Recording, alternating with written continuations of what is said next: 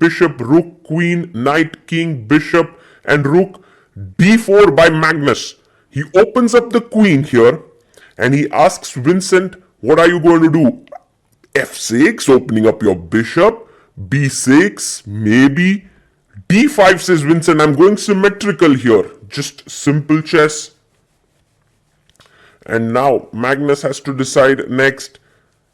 This is a very, very interesting position because we only have two pieces which started off on the same square as a normal chess game, queen and the rook. Knight comes out to b3, looking at the c5 square. Vincent goes f6. Now this opens up the bishop, and maybe with c6 he will open up the other bishop as well. Magnus moves the same piece twice in the opening. Now, this rule of chess remains the same in freestyle as well, that, don't keep moving your same piece twice in the opening. But Magnus has a threat. He's trying to threaten the b7 pawn. And Vincent simply defends it with his knight. He goes knight to d6. And maybe next move he's simply going to kick the knight away with b6. Magnus goes h4. He's making use of the rook being here, trying to activate it. This is something that Magnus has always spoken about, that when your rook is on this square, push your rook pawns. a5 by Vincent. He's gaining space on the queen side, and maybe in some ways he's trying to go b6 so that knight a6 doesn't win the bishop. Bishop h2 played, now threatening to take the knight and then the pawn.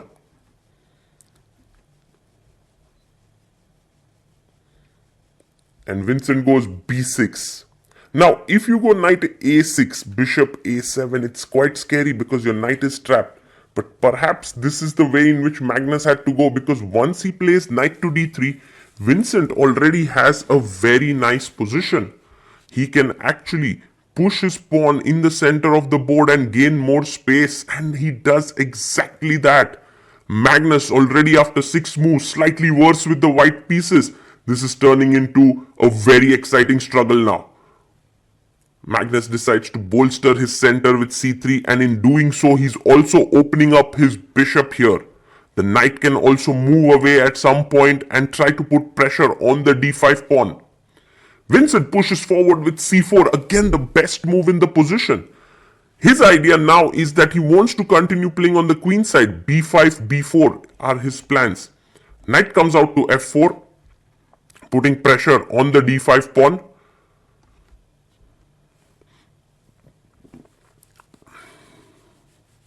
And now Vincent is thinking, he goes b5, which is again the best move.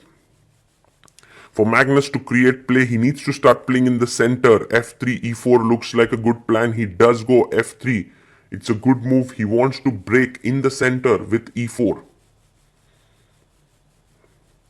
And e5, a very, very dangerous decision by Vincent. Well, he could have played just knight b6, defending the pawn here, but he sees some tactical opportunity. He plays e5.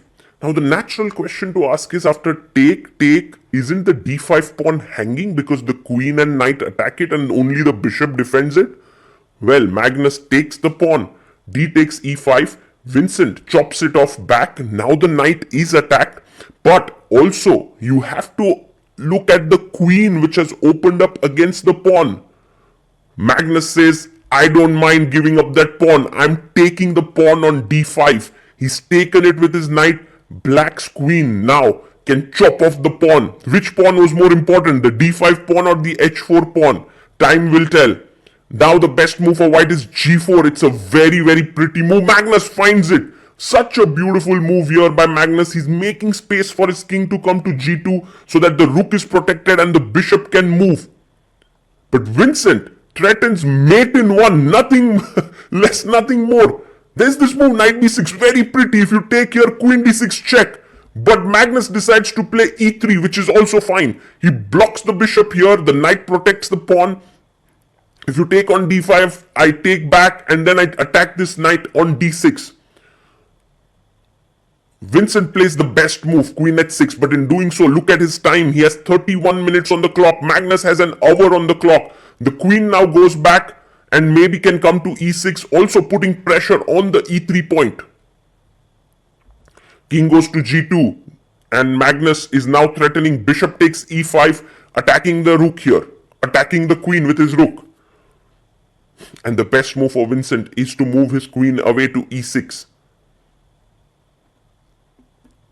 Vincent finds again the best move. He plays queen to e6. This is actually a battle between two really highly skilled freestyle chess players, and hence we are getting some high quality moves. e4 by Magnus, cementing his knight, as Peter Lecco would say, cemento in the center with that knight on d5. What will Vincent do next? Wow, he goes knight to c7. He challenges the knight here in the center of the board, and he's threatening actually. Knight takes d5, pawn takes, queen takes, and there is this bishop hanging behind there. Bishop takes d5, you can take it back. Magnus plays knight to c2. He's ready to give up material. How is that even possible? Take, take, take, take. Well, this looks like you are pawn up, but then rook cd1 and suddenly you lose a piece. That's why Magnus has the courage to play knight c2. And now Vincent, what is his move going to be? He's thinking here, and a great move, by the way, here is to push h5. Another great move is long castle. It's such a tough move to play long castle here because your king is going to be exposed. Magnus gets up from his chair. He's confident about his position. He has 50 minutes on the clock. Vincent is low on time than Magnus, but his accuracy has been pretty good here. What is Vincent thinking? Is he planning to long castle? Think about it, guys. Long castle, the king is completely exposed here, but the rook comes into the game and white pieces cannot really attack the king. And then the rook would be defending the d6 knight, so actually you would be threatening to pick up a pawn here. That's the thing. And I love how Vincent is taking his time for his move. Maybe he's also wondering if he can get the move h5, because h5 opens up the white king. If takes here, then basically things really open up. Take, take, already queen f6. This would be so bad.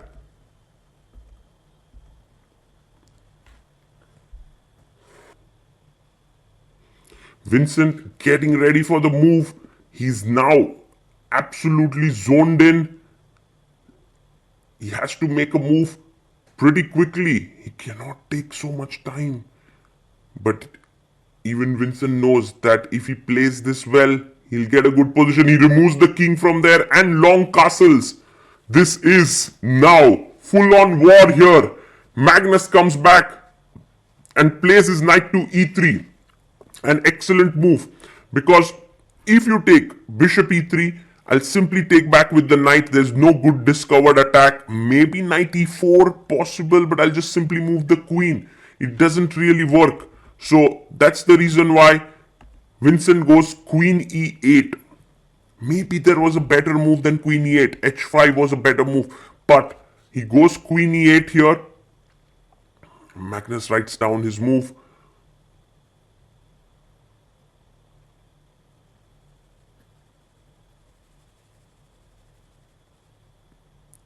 And he moves his queen away from the d file. He plays queen to e2. And Vincent now takes the knight. Knight takes knight. I believe you will take back with the knight. That seems like the best move, to plonk the other knight right into the center of the board. Yes, he does. Knight takes d5.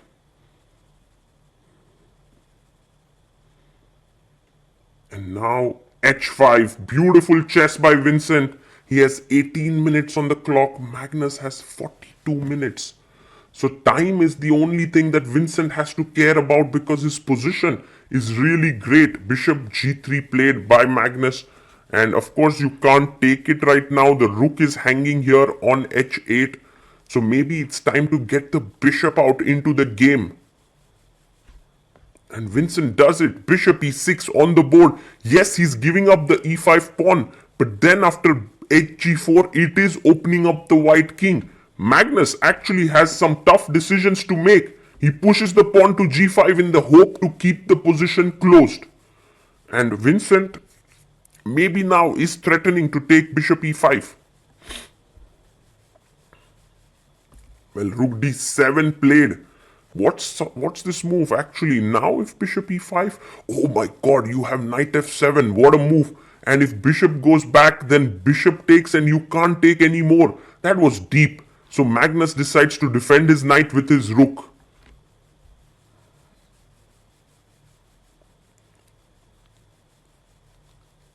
And Vincent now plays h4, giving up a pawn.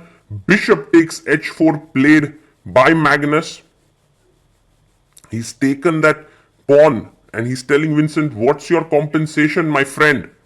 Well, Vincent says queen d8, and here are the tricks in the position now. Rook takes rook, queen takes pawn. Possible. Very much so. Why not? The other idea is that bishop cannot move anymore because g5 hangs. So he plays queen e1, defending the bishop on h4.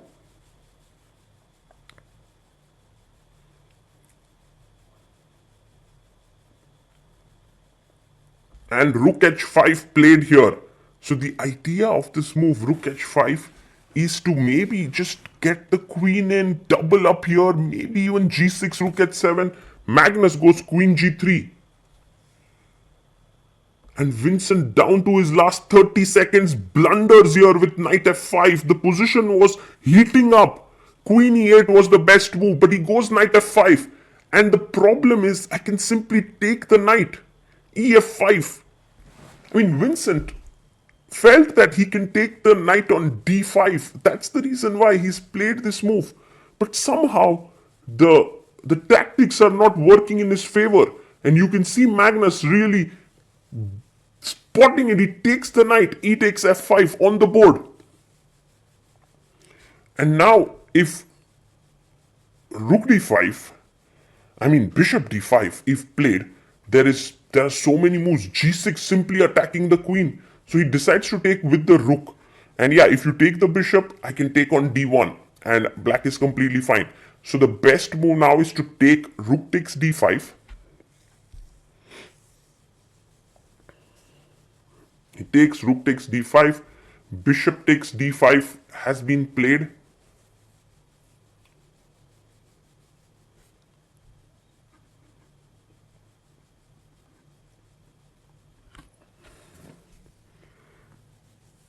But now Magnus finds another brilliant move, queen g4. He attacks the rook, also threatens f6. And remember, Vincent had given up a pawn. So he's actually a pawn down. And you can see Vincent's sacrifice there hasn't worked at all. Bishop f7, the material is still okay. He's just a pawn down. But he is worse in a big way now. g6 attacking the queen, and also the bishop is super powerful. But Magnus has to be careful about the black queen coming in to d2 to give a check. But he does play g6. It's a powerful move, attacking the bishop.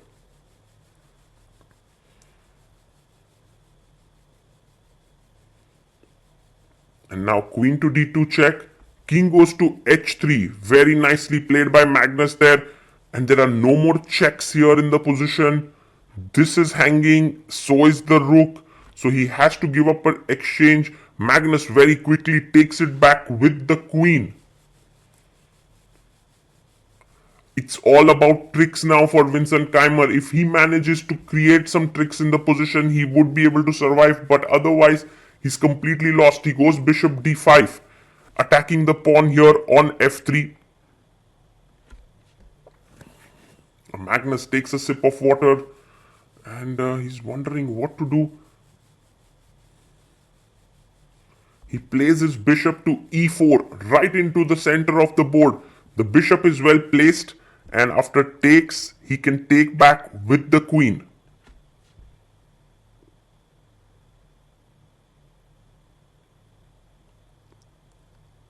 So he takes, and now very important not to take with the pawn. Because if you take with the pawn, this is already a perpetual with queen h6 and so on. So that's the reason why Magnus, of course, takes queen takes e4. And you can see the time management of Magnus Carlsen. It's been brilliant. He has 8 minutes on the clock. Queen h6 by Vincent. Some final checks in the position. Maybe queen h4. Just blocking here is a winner. He just wins the game, but also moving the king to g2 should be completely fine. Magnus plays it. King g2 on the board. He brings his king back. And he's getting close to that immaculate performance of 9 out of 9, which may well be one of the most brilliant performances in recent times in the chess world that we have seen. He brings the queen in, queen g4, a check comes on d2, and you can play king h3, but then there will be another check. So Magnus does it very beautifully. He goes king g3. He's not afraid of this check, queen on f2, because king h3, and there are no more checks. Also, the bishop check doesn't help because you go king h3, and if there's a check here, you simply come back and there's no more checks. So therefore, he goes king c7 now, Vincent. And Magnus can simply push the pawn forward if takes g7, g8, queen. Yes, he does it. f6 on the board. And this is a powerful move by Magnus. And Vincent now gives a check with the bishop. Well, important to play king h3. He plays it.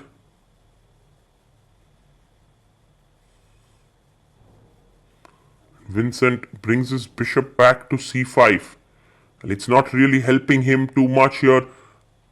I mean, f takes g7 just does the trick. f g7, queen h6, king g2. He takes f g7, queen h6 check.